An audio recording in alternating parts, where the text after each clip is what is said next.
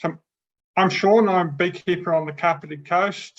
I've got about 30 apiaries, which equate to a little over 300 hives. I do mostly pollination work up in the Bay of Plenty and a little bit of honey locally.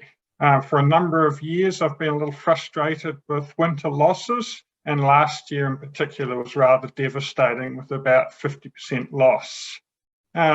This summer, I did a few little differences. The main one being I tried out some entrance reducers and guards that I'd been searching for a number of years, hadn't found anything that I really liked previously. And I'd met Russell and he'd shown me something made out of stainless and I liked the look of it. And so I put it on my hives.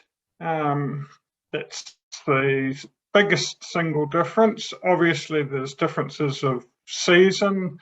This season, I haven't seen as many wasps around, and wasps have always been a problem. In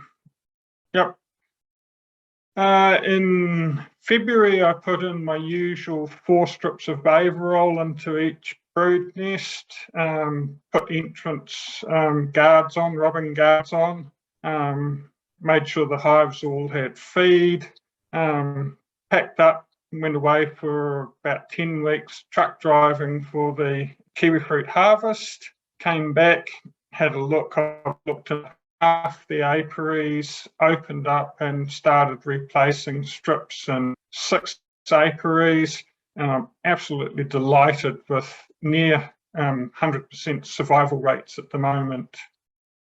The one notable exception, I got to an apiary, opened them up, discovered that somehow I'd missed putting the Baverol in, and the only thing in there was the summer pro treatment. Interestingly, the hives hadn't been robbed. The queens and small clusters were there. The brood was devastated with varroa, but the queens and the bees in small quantities were still there. And I've been able to take good brood and bees from some of the really strong hives and fortify some of those ones in that particular apiary.